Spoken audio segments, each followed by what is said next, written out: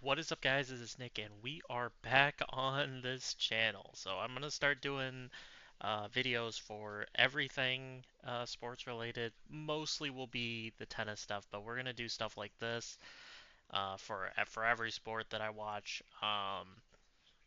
and just break it down. I'm not gonna do stuff when I'm not well informed on it, but I've made sure to well inform myself on college football. It's my favorite sport outside of tennis. We all know I am a sick addict for tennis nowadays.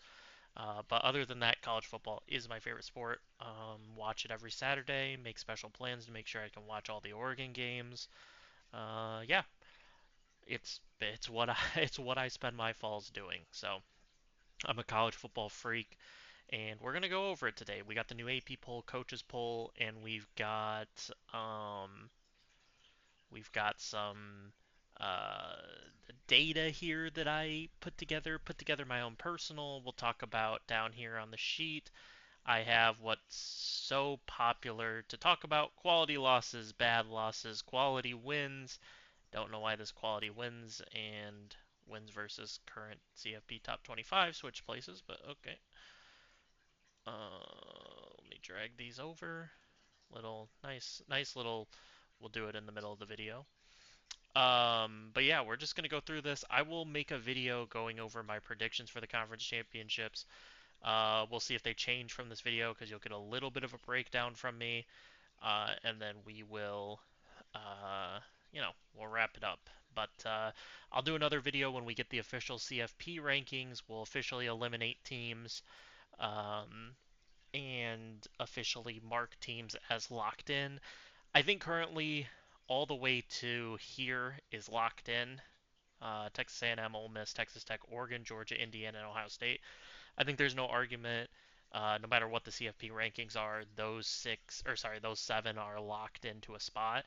And then obviously, well, not obviously, the winner of the American is probably locked in, North Texas or Tulane. And then it comes down to Virginia, James Madison for the final spot. I don't think Duke gets in at 8-5. I just don't think they're putting them in the playoff. I think James Madison would still be ranked ahead, but we'll have to wait and see on that. But did get the new AP and the coaches poll. 1 through 7 in each of them were exactly the same, except they flipped Texas Tech and Ole Miss in one poll. I can't believe the coaches are ranking Texas Tech 6. That is insane to me, but whatever. 1 is Ohio State, 2 is Indiana, 3 is Georgia, 4 is Oregon, 5 Texas Tech in the AP, 5 is Ole Miss in the coaches, 6 is Texas Tech in the coaches, 6 is Ole Miss in the AP. Both of them surprisingly kind of dropped Texas A&M all the way to 7, back to the back of the line of the 1 losses, other than poor BYU down here. Oklahoma's 8, Notre Dame stays 9, Alabama stays 10, BYU 11, Miami 12, Vandy 12 in the coaches poll, which is interesting. 13 is Miami, 13 Vandy, and then Texas 14 in both polls, 16 in both polls for Virginia, 19, 20, and 21 for James Madison, North Texas, and Tulane, and then Duke unranked. So they pretty much mirrored each other. Surprised, even as an Oregon fan, that Oregon's getting ranked to number 4. In my personal rankings down here, I have them ranked 5th. Could honestly rank them 6th or 7th, but I did rank them 5th just because I do think that's where they'll put them. And so personally, I just rank them 5th, to be honest. Even though I don't think resume wise they really hold up. I'm going to move this over just to cut off the CFP rankings because we don't have those. Um, I don't think their resume really stacks up to be the 5th seed, but it appears as though metrics wise and whatever else the committee uses, magic fairy dust, magic 8 ball, rolls of the dice, I don't know, whatever they're doing in that room to make decisions. Metrics do love Oregon, as you can see in the S plus, the Sargon, FPI, which is the ESPN. Um, I put in a couple like media personality people, JD Pickell and Josh Pate. Put in Phil Steele's power ratings as well as Sargon, and then it's CBS's sports predictions for the playoff. And then I put in team rankings poll, the website team rankings. .com, and then I put in a bunch of ESPN stuff: strength of record, FPI, SP plus, and then Sargon is more like power ratings for sports betting, same as Phil Steele's. Um, and so then I put strength of schedule. This was team rankings, strength of schedule, and this is ESPN strength of schedule. They differ a little bit, but at least with Oklahoma, they matched up 12 and 12. Indiana just one off. Some of the bigger ones, Oregon's was 26th in team ranking, 16th in ESPN. It is mind blowing to me that Oregon's strength of schedule is 16th, but in anyone's thing, but okay. Um, Little bit of a vast difference here with Texas 8th on ESPN, 16th on team ranking. Virginia a lot better on team ranking. Same with Duke. Um, Alabama sitting about the same. ESPN has Notre Dame strength of schedule way lower than team rankings. The reason I use so much ESPN here is because I think it's what the committee is using when they talk about their metrics and they talk about all this different stuff. I think they're using they're using ESPN because they do the show on ESPN. You know, the rankings are revealed there. They talk to ESPN first. I just have a gut feeling that when they reference metrics, they're referencing ESPN's FPI, SP plus, strength of record, or when they say strength of record, they're using ESPN's. So with this, I bolded the top four seeds, so one through bolded and italicized and made them bigger. The top four seeds. Yellow is in the playoff, red is out of the playoff, and then the cyan light blue is the last two teams out based on these. So the FPI, obviously, you can see here 13 and 14 being Texas and Vandy. I believe like Utah is up there. There's some teams that aren't even in playoff conversations that will be in some of these rankings above. Um, and so, and the reason like Utah's not on this list is because if BYU is not going to be an at-large team playing in the Big Ten or Big 12 championship, Utah with two losses is not going to be an at-large team, unfortunately for them. So yeah, so according to the AP poll and the coaches polls both agreed on the top 10 of teams that got in, and then based on rankings, Virginia and James Madison would get in. SP's Plus has North Texas getting in, and then they would put Miami and Vandy in, which is interesting. And Oklahoma and Alabama would be the two teams left out. That'd be crazy. Sargon um, favors Virginia and George Madison, and it has Vandy and Texas as the last two teams out. Interesting with this, a lot the FPI and Sargon and SP Plus are big fans of Miami. I'm interested to see where Miami ranks. I'm gonna guess. So I did my prediction. Or no, wait. I didn't do with my prediction of what the college football playoff rankings would be this week. I'm gonna guess they're gonna be very similar to what JD Pickell put out today. I'm assuming we'll get Josh Pates on Thursday or on Tuesday, and I can pair it up with the college football playoff rankings. We'll go over this again on Tuesday. Um, I'm gonna assume it's gonna be very similar to this. One Ohio State, two Indiana, three Georgia, four Texas Tech, five Oregon, six. Or actually, do you have Oklahoma six? Or Texas A&M six? I was looking at that wrong. Texas A&M six, Ole Miss seven, Notre Dame 8, Oklahoma 9, Alabama 10, BYU 11. I'm going to guess they keep Oklahoma at 8 and then they leave Notre Dame at 9, but there is a couple of conversations we should have. Notre Dame fans aren't going to love this video. BYU fans probably will. Everybody else, I don't think it really matters. Virginia fans might not love me too much, but strength of record, was interested to see that Indiana's strength of record actually ranks above Ohio State's. Ohio State fills number one in all the metrics, and my own personal. Um, Outside of that, team rankings poll predictive metric that they use ranks Georgia pretty low, which was kind of shocking. Um, Notre Dame's metrics do sit very well um, in how they do this, but there are some actually big scenarios for Notre Dame that could keep them out of the playoffs that aren't very far fetched, one, and then two, without even bringing in the Miami debate. And so we'll talk about that in just a minute. We'll go over my personal stuff real quick. This is what I think the playoff will be if all the favorites win. I think it's pretty easy, just based on the betting line. Even though Virginia is just a very small favorite and North Texas is a very small favorite, I think we will get the playoff of Ohio State as the 1 seed, Georgia as the 2 seed. We can filter this column, sort the column. There we go. Ohio State 1, Georgia 2. That would be they're a 1.5 point favorite against Alabama. Indiana the 3 seed, Texas Tech the 4 seed, Oregon the 5 seed, Ole Miss the 6, Texas A&M the 7. They might switch these because of Lane Kiffin being gone, but I'm just leaving them like this for now. Oklahoma the 8, Notre Dame the 9, Alabama the 10, Virginia the 11th, and North Texas the 12.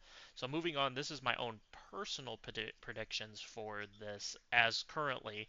It might change. This is not what I believe personally should be the rankings. It's what I think it'll be based on who I think wins some of these games. So the 1 seed would be Ohio State, 2 seed Texas Tech, 3 seed would be Indiana, 4 seed would be Alabama, 5 seed would be Georgia, 6 seed would be Oklahoma or Oregon, 7 seed would be Ole Miss, 8 seed Texas A&M, 9 seed Oklahoma, 10 Notre Dame, 11 North Texas, and 12 James Madison. So I have the two group of 5 teams making it in because Virginia loses the ACC championship to uh, Duke, and I don't think they're putting in 8-5 Duke. Just don't think that's happening. And this might be a stretch that Alabama goes from 10-4, but SEC champion, win another win over Georgia. I don't think it's too far fetched. I mean, I would think they'd have to jump Georgia. They'd probably get in the same pod. Like they would jump Ole Miss and Texas A&M. So then they'd be in a pod with like Oregon, and they'd be in a pod with Georgia, Alabama, Oregon, and Indiana would kind of get conglomerated into the same pile. You might even see Indiana go to 4 and Alabama to 3. It doesn't really matter. The problem with this is that Georgia and Oregon. I looked this up. I think Georgia would be about a 24.5 favorite against James Madison in Athens, and then in Eugene, Oregon's going to be about a 21.5, 22 point favorite against James Madison or against North Texas. So I don't know. It's a bit of it's a nasty little round one with those matchups, and then here you would get Notre Dame sliding down to the 10, so they would get to play Ole Miss in um, Knoxford, and that would be probably Notre Dame minus 5.5, 6, and then Texas A&M, Oklahoma. I think Texas A&M would probably be about a 6 point favorite against Oklahoma on the neutral field. Kind of depends. Uh, I don't know exactly what their power ratings are for some of these people or for some of these teams, but like Phil Steele's power ratings, I definitely think it'd be close to that. Like if I look at Phil Steele and Sargon, they both rate Texas A&M above Oklahoma. So I would guess probably with home field, probably about a 5.5, 6 point favorite for Texas A&M. That'd be an interesting game with that Oklahoma defense. Moving on to my personal rankings for currently how we sit, and then we'll discuss some like crazy scenarios. This is how I would rank them if I was the CFP committee today. But you know, CFP committee's not calling me. But Ohio State, Indiana, Georgia 3, Texas Tech 4, Oregon 5. Even though I don't know, we'll go over it. I'm an Oregon fan, but I don't love their resume. The more I look at it's mostly metric based. Don't love that they're ranked fifth. Um, I don't know. I can't get away from it. Texas A&M and Ole Miss's resumes aren't great either, but they're better than Oregon's. I mean, they are better than Oregon's. Oregon has a better loss per se, but um, I mean, their one win is at USC, which I don't know. Is USC going to be top 15? Maybe. Texas A&M has a better win. It's at Notre Dame. Their loss is not. I mean, I guess I could have put it here. I should put it here as a quality loss. It was at Texas. There we go. Did not have that in the sheet. So yeah, their quality loss at Texas. Uh, it's a better resume. It just is. They're out of conference. They played Notre Dame. Their schedule in conference. Not saying the SEC is like. I think it's a better conference than the Big Ten. Um, but Oregon's schedule was not especially difficult. They avoided Michigan, Ohio State. Penn State wasn't what we thought. The win at Iowa, if you're not like Big Ten people, that's a harder like win than people give it credit for. Same with at Washington, but it's just not a comparable resume. I do think Texas A&M resume is better. I probably should change this since it's my personal rankings. It's not what the committee should rank it, and I really do think Ole Miss has a better resume than Oregon. I don't even really think it's a question.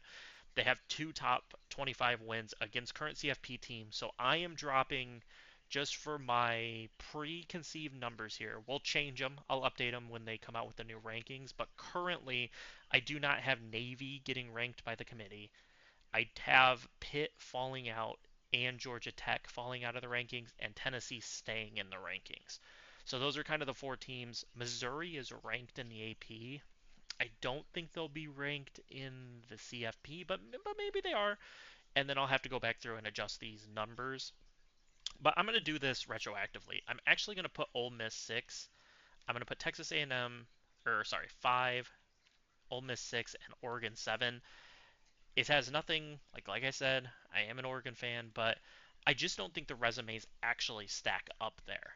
Like when you really look at and break down the resumes on them, you're having to give undue credit, I think, for the Penn State win, winning at Iowa, winning at Washington. But I do think like Texas A&M and Ole Miss have comparable wins to Iowa and Washington. And I'm not giving credit. I know the Penn State team was better when Oregon played them, but I'm not giving that as credit for a top 25 quality win. Just not doing it. We're not doing it. They went 6-6. All right, enough of that. Ole Miss 5, Texas A&M 6, Oregon 7, BYU I'm ranking 8th. If you put anyone else's logo over BYU, like I said, put Oregon's logo on that, and uh, they're ranked number 5 or 6 or whatever. It's extremely comparable. It's extremely comparable to what Oregon has. A win against the top 15-ish team. I mean, Utah is top 15, but I don't know where USC is going to be. Top 15-ish team and a loss against the top 4 team. I mean, it's and honestly, Utah is a better win than USC, and Texas Tech at Texas Tech is a better loss than at home against Indiana. If it was at Indiana, it'd be a better loss, but it was in Eugene, and so I don't. I mean, it's just tough. It's tough. I'm putting BYU at 8. I would put BYU in the playoff, and I would make it so when they lose, if they lose this next weekend to Texas Tech, which I think they're a 2 touchdown underdog. They're plus 13 and a half. It doesn't matter. They would be in my little bracket thing here. All right. Now the Notre Dame fans can get mad at me. I have Oklahoma at 9, Alabama at 10. So I just don't think you can. I mean, this is quality. I mean, Alabama has the best win in the country against at Georgia. They beat Vandy, who's going to be a top 12, 13, 14 ranked team. I think Tennessee will still be ranked. They do have the bad loss against Florida State and the head to head against Oklahoma, which is why they're 10, not 9. Because Oklahoma, both of their losses, Texas on a neutral field in Mateer's first game back from injury, and then home against Ole Miss. I mean, much better than Alabama's loss at Florida State. Miami, I'm not personally considering SMU and Louisville bad losses. They're both 8-4 teams. At what point do we? I mean, what is bad and what is just a normal kind of in the middle loss? Like, I don't give them credit for losing to SMU and Louisville like you give credit to like Oregon for losing to Indiana. Like that's not what we're doing here. But I also don't think it's like losing to Florida State or Florida or UConn. Like I just don't think that's something we should be doing here. That's just my opinion. And then I'm honoring the head to head. I understand. I think Notre Dame would be a touchdown favorite against Miami on a neutral field, maybe a little less, 5.5, 5 on a neutral field against Miami. I'm not arguing that. Notre Dame would be favored against everybody not on this list, not named Ohio State, Indiana, Georgia, and Oregon. Maybe it kind of depends. Those are the four teams I think would still be favored against Notre Dame. Um, but it's close. The Notre Dame and Oregon may be a pick 'em. Notre Dame and Georgia may be a 1 point spread. I know Indiana and Ohio State would be probably favored on a neutral, but outside of them, Notre Dame would be favored. That's not the validity of what I'm arguing here. It's that I have to be in favor of the games have to matter. I don't really care that they lost in week one and it was CJ Carr's first start. You can put that in the asterisks, I guess, like CJ Carr's first start at Miami. But I've seen some arguments about Notre Dame. They didn't run their offense they're running now back then because they gave Jeremiah Love like 8 carries against Miami. I mean, you can argue that. That's fine, and I would argue Notre Dame is better than the one that played Miami and Texas A&M. But they also have one quality win against a USC team that's questionable good. I don't really know how good USC actually is. They lost both of the games against good people they played. Yeah, they beat Michigan, but they also lost to Illinois. I just am not quite sure how good USC is. And other than that, they've just played a bunch of cupcakes. I mean, you can argue Navy could be a ranked win, and like, there's some. I guess you can argue Pitt is good, but is Pitt even good? I mean, Pitt got blown out by Notre Dame. They got blown out by Miami at home. Like, I don't know. It's tough for me, and I want quality games at the beginning of the year. I want Michigan, Oklahoma. I want Ohio State, Texas. I want Notre. I mean, Notre Dame, Miami's not even a out of conference game. It's part of the agreement Notre Dame made with the ACC. It's not like the Notre Dame Texas A&M game is a scheduled out of conference game. The it's that's not USC Notre Dame is a scheduled out of conference game. I want those out of conference games, and if you don't honor them, even though this is an agreement with the ACC, it's not really an out of conference game. Uh, I don't think we're going to have them anymore. Everyone's going to take the Indiana Signetti strategy of let's just play no one, and that'll be good enough. And so, I don't know. Don't necessarily want that to be the norm. Moving on. Vandy, unfortunately, at 13. Would love Vandy in the playoff, but we're not going to get that. Just unfortunate. If you would ask me before the season if Vandy had 10 wins, I would say they'd be in the playoff, but just how this year worked out. I don't think there's a world in which Texas has an argument to be in the playoff. They lost 3 games. No one else lost 3 games and is trying to argue they should be in the playoffs. So I put them on here because it's an argument that people want to have, but I just don't even think it's an argument. They have 3 quality wins, but you also lost at Florida, and you have the quality loss at Ohio State, whatever. I would almost argue that Texas would be borderline even if they didn't schedule Ohio State. Like, they would still have 3 losses, or they'd still have 2 losses. They'd have the quality wins, but they would have this Florida loss still, which is worse than losing at Florida State in week one. Like, their thing would still be worse than Alabama. And so I'm just saying. But I don't know. Texas fans can murder me for that, but whatever. That is the rankings there. Shocking, kind of. Virginia doesn't have a bad loss. James Madison really doesn't have a bad loss or a good loss. North Texas, same thing. Ole Miss is a good loss for Tulane, and then Duke has a bad loss at UConn. I just don't think Duke can get in. Now, here's one of the crazy scenarios that you can look at for this weekend.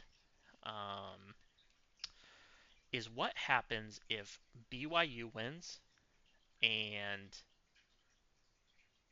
um, happens if BYU wins and BYU wins and Alabama wins, and then we get the ACC champ or two group of fives.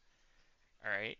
So Alabama jumps Notre Dame because they'd be winning the conference. BYU jumps Notre Dame because they'd be winning the conference. And then Notre Dame would be left out. So I'm going to expect tomorrow that they rank Notre Dame above Oklahoma to avoid that. So then it's Oklahoma who would be out. But that's just my guess. That is my guess that they'll rank Notre Dame above Oklahoma, so that doesn't happen. But we'll see. We'll see. But that's gonna do it for this first video for college football. Happy to be back. We'll have more discussions about all things sports going forward. So drop a like if you did, subscribe if you haven't, and I will see you all next time.